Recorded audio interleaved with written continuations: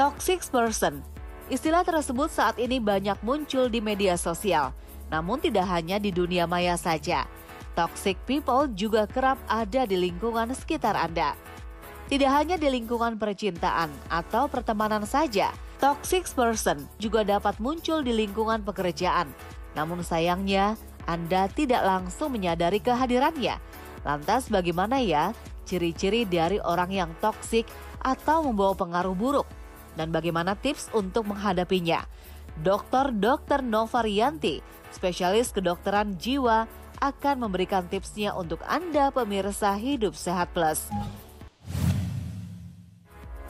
Toxic person itu adalah seseorang yang mana perilakunya bisa membuat kita merasa tidak nyaman, merasa kesal, merasa mempertanyakan tentang harga diri kita, mempertanyakan tentang nilai diri kita. Toxic person itu bisa misalnya korban bullying atau pelaku bullying. Bisa juga mereka yang overly involved atau terlalu kepo dengan urusan orang lain dan kemudian menceritakan ke orang banyak. Atau justru orang yang terlalu sering dicuekin atau diabaikan. Bisa juga terjadi pada orang-orang yang sangat positif. Biasanya nasihatnya berupa toxic positivity. Misalnya apa? Ada temannya curhat, oh iya saya baru saja gagal ujian padahal sudah belajar dengan serius loh seminggu terakhir misalnya. Kemudian dia akan mengatakan just stay positive. Padahal sebenarnya kalau kita mau berempati kita akan mengatakan oh saya bisa paham dengan kekhawatiran kamu, kekecewaan kamu begitu ya. Nah, atau justru orang yang overly negatif. Pokoknya SMS, senang melihat orang susah, susah melihat orang senang.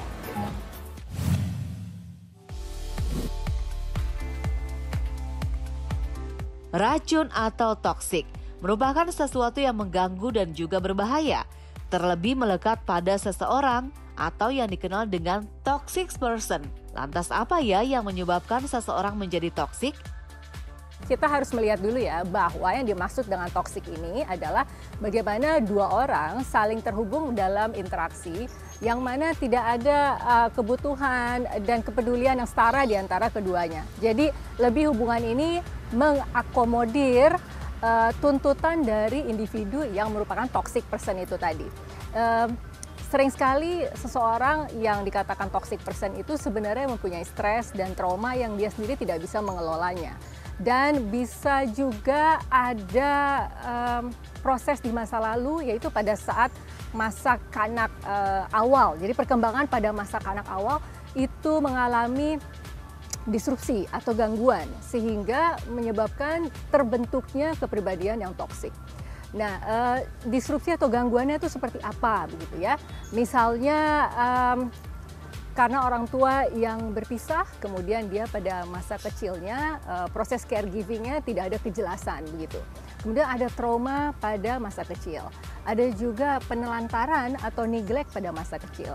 Atau justru misalnya ada anak-anak yang memang tidak pernah dididik atau diajar sama sekali tentang bagaimana caranya untuk dia meregulasi dirinya dengan baik. Misalnya apa? Anak manja yang tidak pernah diberikan ajaran oleh orang tuanya terkait dengan bagaimana untuk sabar, bagaimana menghargai orang lain, menghormati orang lain.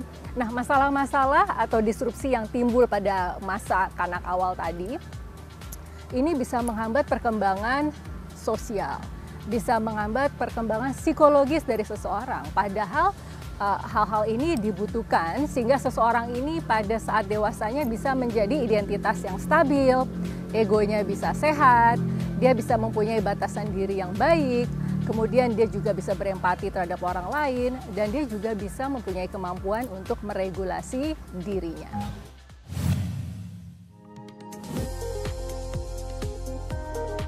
Berada dalam lingkungan pertemanan, hubungan atau pekerjaan yang toksik tentu dapat menguras tenaga Anda.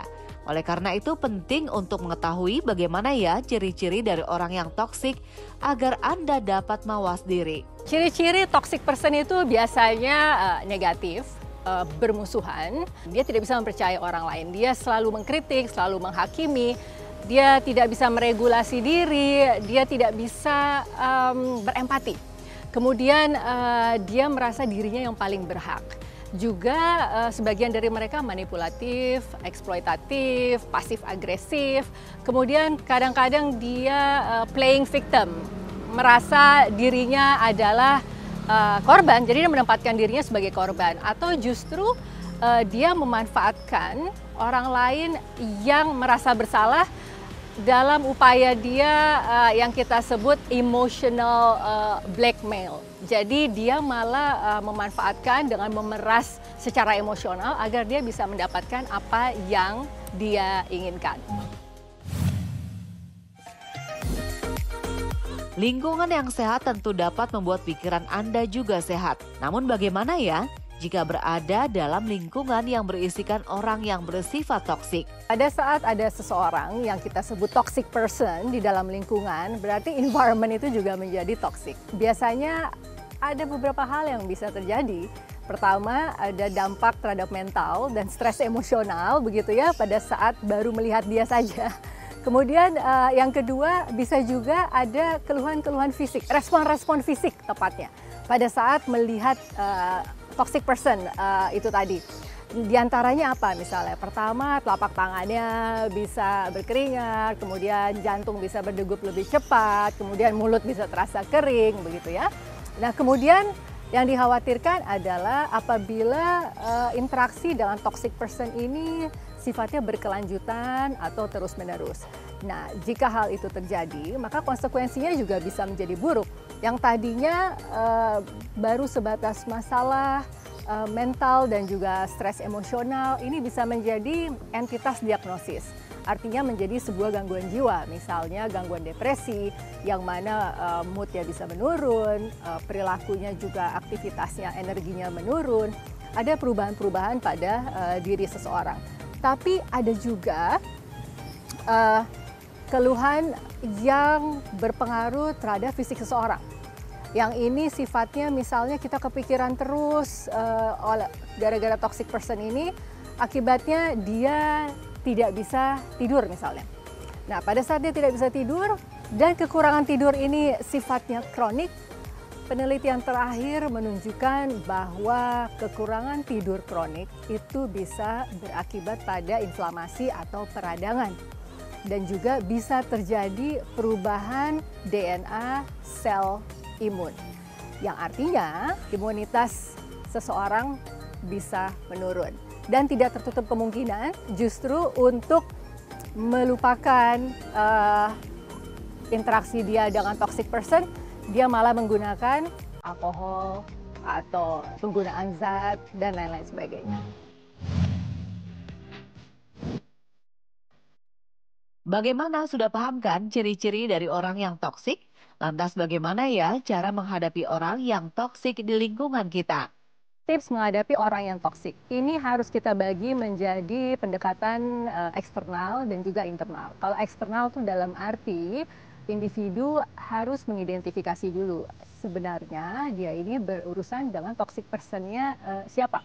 Misalnya kita identifikasi toxic personnya adalah seorang coworker atau teman kerja di kantor. Kita bisa menghindar, tapi sampai kapan sih kita mau menghindar terus? Ini kan di kantor ya. Atau kita berharap di kantor itu ada sarana atau platform untuk melakukan curhat atau konseling. Nah, ini kalau ada secara in-house tentunya bisa melakukan konsultasi secara langsung.